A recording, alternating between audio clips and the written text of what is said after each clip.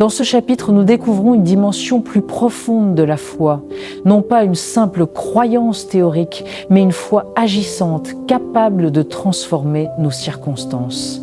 Trop souvent, nous nous arrêtons aux limites de ce que nous voyons et de ce que nous ressentons, oubliant que la foi n'a rien à voir avec nos émotions. La foi est une puissance spirituelle qui vient de Dieu et qui nous permet d'appeler à l'existence ce qui n'existe pas encore. C'est dans cette lumière que nous allons avancer pour comprendre que la foi ne se limite pas à des paroles, mais qu'elle est un principe divin qui change notre monde, nos pensées, nos réalités et même notre destinée.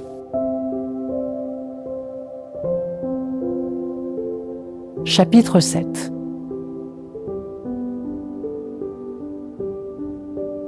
L'homme paralysé. Et il arriva un certain jour, pendant qu'il enseignait, qu'il y avait là des pharisiens et des docteurs de la loi qui étaient assis à côté, qui étaient sortis de toutes les villes de Galilée et de Judée et de Jérusalem. Et la puissance du Seigneur était présente pour les guérir. Et voici, des hommes amenèrent dans un lit un homme qui était devenu paralytique, et ils cherchèrent des moyens de l'amener et de le déposer devant lui, et ne trouvant pas par quel chemin ils pourraient le faire. Entrés à cause de la multitude, ils montèrent sur le toit et le firent descendre à travers le carrelage avec sa couche au milieu devant Jésus, et voyant leur foi, il lui dit « Homme, tes péchés te sont pardonnés ». Et les scribes et les pharisiens se mirent à raisonner, disant « Qui est celui-ci qui prononce des blasphèmes, qui peut pardonner les confrogères, péchés, sinon Dieu seul ?» Mais lorsque Jésus aperçut leurs pensées, il leur répondit, leur dit « Pourquoi raisonnez-vous dans vos cœurs ? Il est plus facile de dire « Tes péchés te sont pardonnés » ou de dire « Lève-toi et marche », mais afin que vous sachiez que le Fils de l'homme a le pouvoir de la foi de changer le monde sur la terre pour pardonner les péchés. Il a dit au paralytique, je te dis, lève-toi.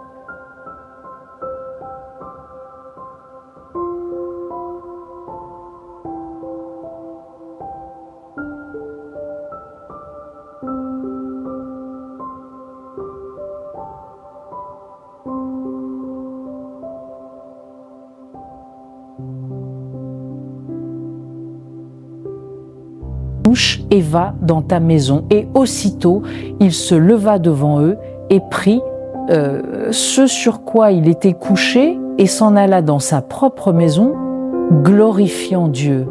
Et ils furent tous dans l'étonnement et ils glorifièrent Dieu et furent remplis de crainte, disant « Nous avons vu des choses étranges aujourd'hui ». Luc 5, versets 17 à 26. Dans les deux cas précédents, la femme atteinte de perte de sang et l'aveugle Bartimée, les principaux acteurs devaient croire par eux-mêmes et prendre l'initiative de tendre la main à Jésus. Le cas du paralytique est très différent. La différence n'était pas dans la gravité du cas, car ce cas était également grave. Cet homme était déprimé. Pour la société, il ne valait rien. Il n'avait pas d'avenir. Il était probable qu'il ne se marierait jamais et n'aurait jamais d'enfants et qu'il ne connaîtrait pas non plus la joie d'une vie productive.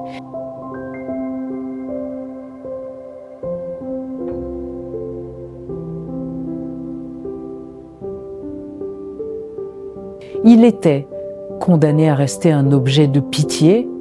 L'homme paralytique a été victime des appareils de Satan. Dieu n'a pas voulu que cela lui arrive, il n'a reçu aucune gloire de la condition de l'homme. Jésus est venu apporter la vie. Il n'est pas venu affliger, mais pour guérir. Il n'est pas venu pour détruire, mais pour sauver. Il n'est pas venu pour appauvrir, mais pour enrichir. Il n'est pas venu pour tirer vers le bas, mais pour soulever. Il n'est pas venu pour envoyer des hommes et des femmes en enfer, mais pour emmener des hommes et des femmes au ciel. Nous savons qui afflige les hommes et qui délivre de l'affliction. Jésus a dit « Le voleur ne vient que pour dérober, égorger et détruire. Je suis venu afin qu'ils aient et qu'ils l'aient plus abondamment. Jean 10, verset 10. Par conséquent, nous devons veiller à ne jamais blâmer Dieu pour nos souffrances ou à accepter le mensonge selon lequel Dieu est en quelque sorte glorifié lorsque nous souffrons.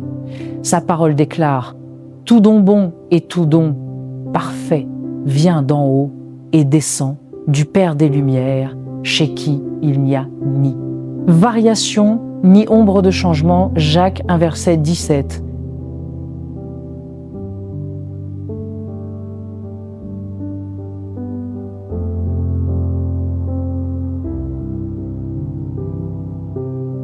Dieu n'est pas la source des choses mauvaises, c'est Satan. Jésus est un guérisseur, un libérateur et un sauveur. Satan est le destructeur et l'oppresseur. La différence dans ce cas est que les amis de l'homme l'ont emmené à Jésus et ont exercé la foi pour sa délivrance. 4 amis eurent pitié de cet homme et résolurent de l'aider. Ils ont reconnu qu'il était impuissant à s'aider lui-même et ont cru que Jésus avait le pouvoir de changer la terrible situation de leur ami. Jésus était déjà allé à Capharnaüm. Les 4 amis avaient vu ces actes puissants.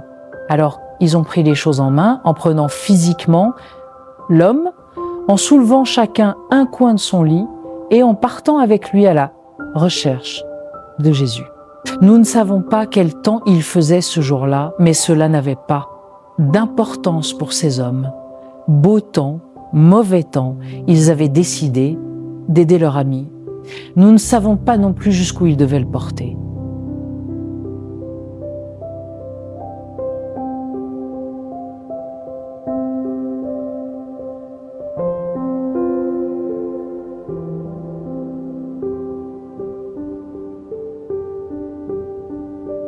Mais cela n'avait pas d'importance non plus. Les amis du paralytique étaient déterminés à l'amener à Jésus, quel qu'en soit le prix. Les hommes ont peu être rencontrés des obstacles sur le chemin de la foi. Maison où Jésus enseignait, mais ceux-ci ne les ont pas arrêtés, rien n'allait les arrêter. Leur foi les a conduits jusqu'à ce qu'ils arrivent à l'endroit où Jésus enseignait.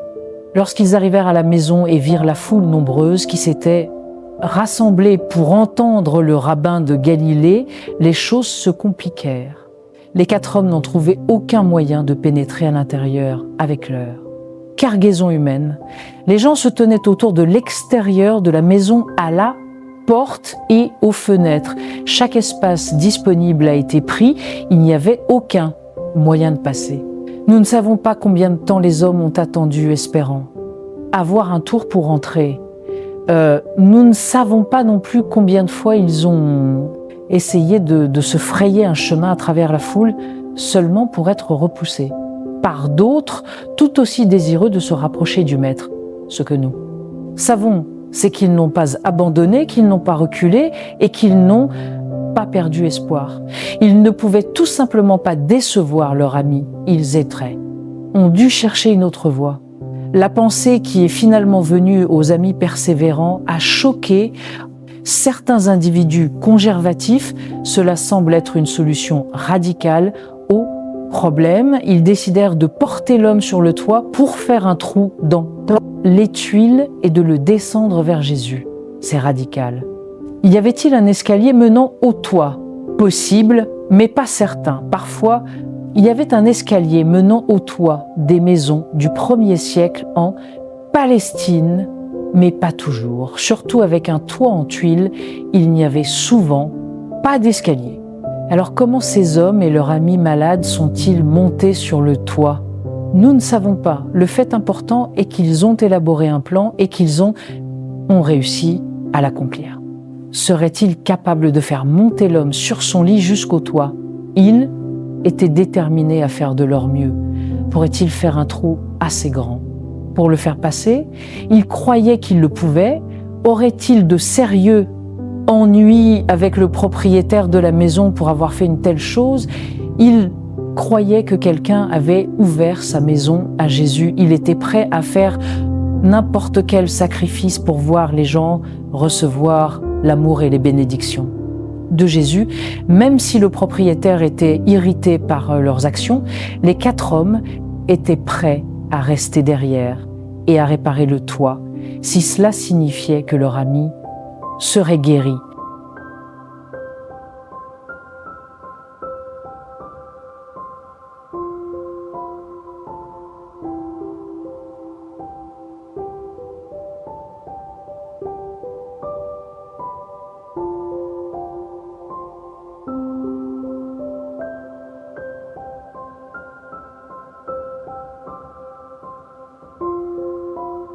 Jésus serait-il offensé par une intrusion aussi peu orthodoxe ?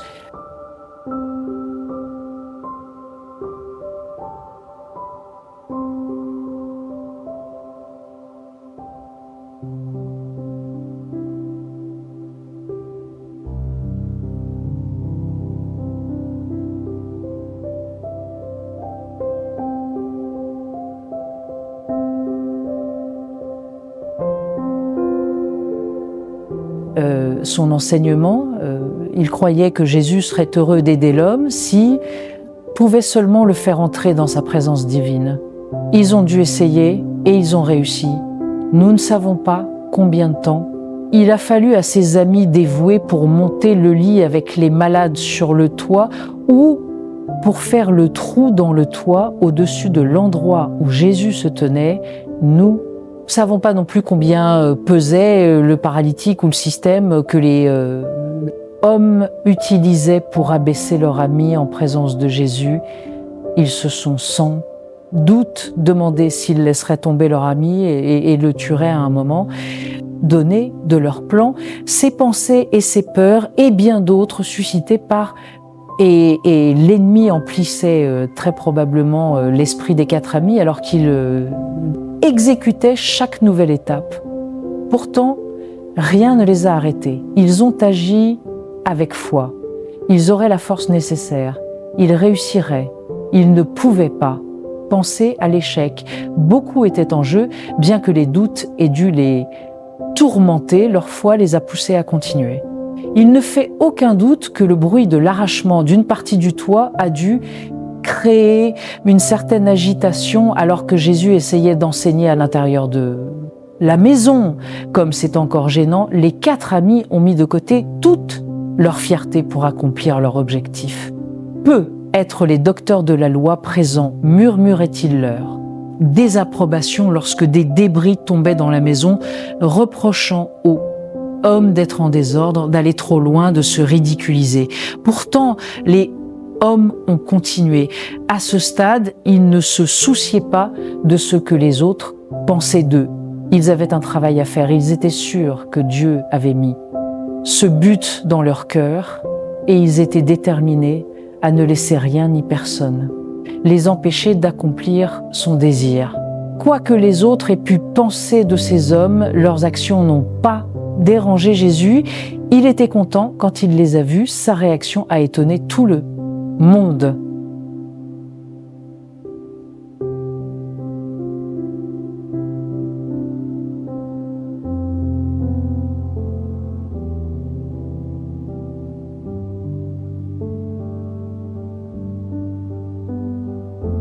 Et quand il vit leur foi, il lui dit « Homme, tes péchés te sont pardonnés ». Luc 5, verset 20. Nous ne savons pas si l'homme sur le lit avait beaucoup de foi ou non. Jésus reconnut la foi des 4 amis et bénit le paralytique à cause de leur foi. Ils étaient responsables du changement total qui est arrivé à leur ami. La foi déplace la main de Dieu. Lorsque nous exerçons la foi, Dieu est heureux que nous démontrions l'esprit et la nature de Jésus, qui est venu pour bénir les autres. Nous devons d'abord exercer la foi pour recevoir les bénédictions de Dieu. Pour nous-mêmes, obtenir une bénédiction pour vous-même est merveilleux et important. Vous ne pouvez pas bénir les autres si vous n'avez pas été béni vous-même, mais obtenir des bénédictions ne démontre pas la vraie nature du christianisme. Donner des bénédictions le fait. Comme nous avons la foi pour recevoir les bénédictions de Dieu pour nos propres besoins, nous sommes habilités à bénir les autres. Essentiellement, Dieu nous bénit afin que nous puissions bénir les autres. C'est le but de la vie chrétienne.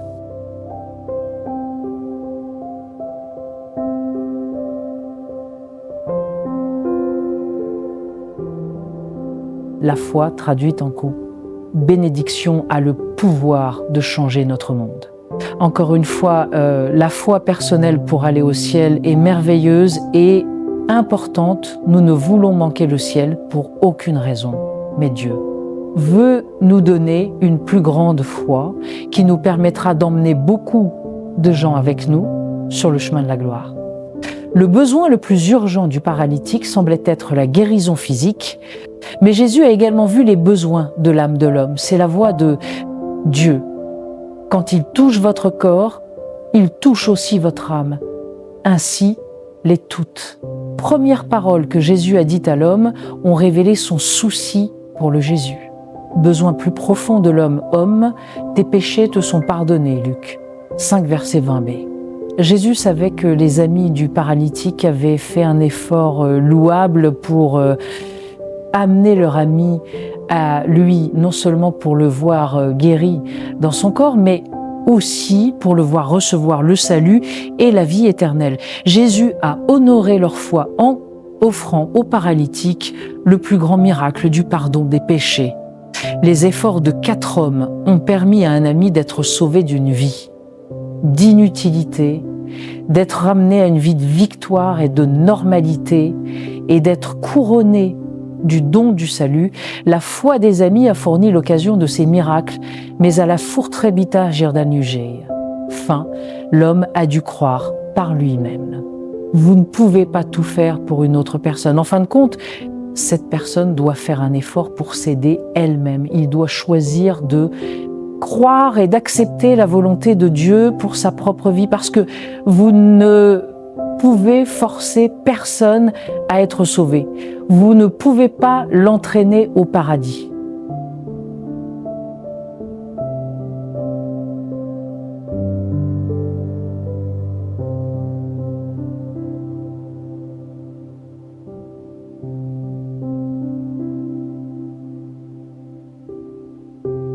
Ainsi Jésus se tourna vers l'homme et lui dit « Je te le dis, lève-toi, prends ta couchette et va dans ta maison. » Luc 5, verset 24b. Il était temps que le malade ait la foi en lui-même. Ses amis avaient fait tout ce qu'ils pouvaient. Maintenant, c'était entre l'homme et son Dieu. D'autres lui avaient parlé du calme. Maître l'avait amené en présence du Seigneur et avait fait le sacrifice pour le faire entrer. Maintenant, il devait faire son propre acte de foi. Je pense cependant qu'il n'était pas difficile pour cet homme d'y croire. La foi est contagieuse. Ses amis lui avaient parlé de foi tout au long du chemin. Leurs actions parlaient de foi, leur détermination parlait de foi. En effet, leur foi a fait des merveilles pour cet homme, alors qu'ils édifiaient sa foi jusqu'à ce qu'il ne lui soit plus difficile de croire. Je ne dis pas qu'il lui a été facile d'obéir quand Jésus lui a dit de se lever et de marcher. Il était alité depuis longtemps. Ses muscles s'étaient certainement atrophiés au point où ses membres étaient incapables de soulever et de supporter son poids. Jésus lui disait de faire quelque chose qui était physiquement impossible. Surgir.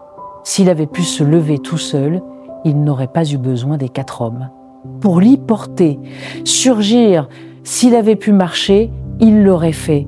Pourquoi alors Jésus lui disait-il de faire l'impossible pour tester sa foi transmise par les autres? Tout dans cette journée avait barré de proie, était impossible. Pourtant, tout était arrivé. Pourquoi pas ce miracle aussi? Le blesse. Boiteux ne pourrait-il pas aussi exercer la foi pour accomplir l'impossible? La foi des 4 amis était contagieuse, car le paralytique croyait à l'impossible et agissait avec foi. Il y avait une autre motivation pour que l'homme paralytique se lève sur l'ordre de Jésus. Il devait au moins faire un effort pour se lever, car il ne pouvait pas décevoir ses amis. Ils avaient travaillé si dur pour l'amener là-bas. Pour eux, il devait essayer. C'était son moment de vérité. Impossible ou pas, il devait obéir à l'ordre du maître. Lorsque le paralytique commença à faire l'effort de se lever, tout le monde le regarda avec étonnement. Non seulement il avait la force de se tenir debout, mais il pouvait aussi se déplacer librement. Ainsi, aux yeux de tous, il se leva, ramassa son lit et se mit à marcher.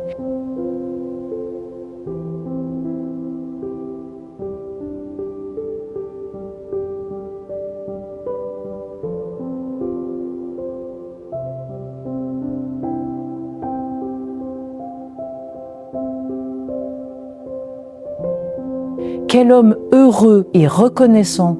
Et aussitôt il se leva devant eux, prit ce sur quoi il était couché et sans eux, alla dans sa maison glorifiant Dieu. Luc 5, verset 25.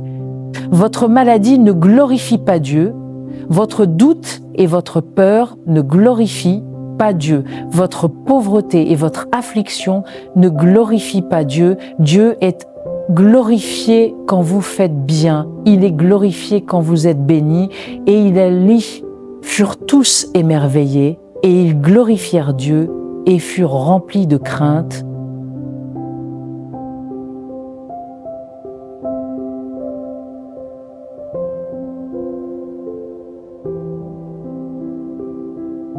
C'est-à-dire, nous avons vu des choses étranges aujourd'hui. Luc 5, verset 26. Les gens qui ont vu ce miracle ont été stupéfaits, ils étaient plus impressionnés par ce seul miracle qu'ils ne l'avaient été par tous les offices religieux auxquels ils avaient assisté. Ils voyaient la puissance et l'amour de Dieu à l'œuvre. Ils ne pouvaient s'empêcher de le glorifier.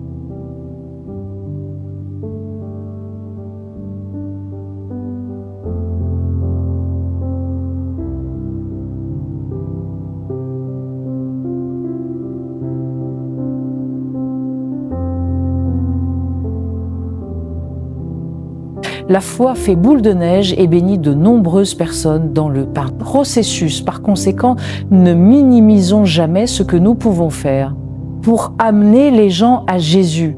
Une fois que nous les aurons mis en présence du Dieu vivant, leur propre foi sera inspirée pour tenter l'impossible par la quatrième puissance de Dieu.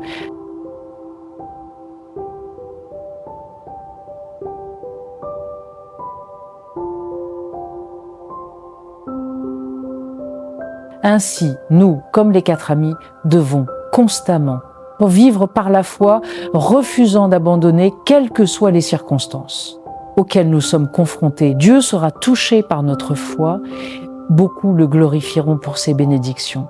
Soyez audacieux, osez aller plus loin, sortez du conventionnel, ignorez votre orgueil et la peur du ridicule. Vous pouvez devenir un changeur de monde.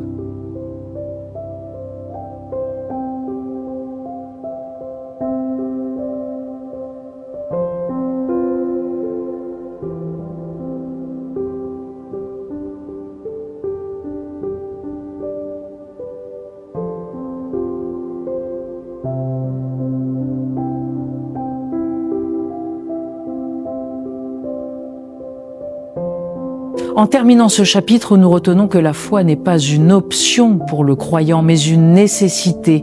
Elle est l'outil principal que Dieu nous donne pour marcher avec lui et pour expérimenter ses promesses.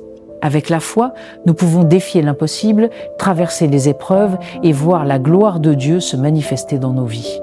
Ainsi, il nous appartient de cultiver cette foi, de la nourrir par la parole de Dieu et de la mettre en pratique au quotidien.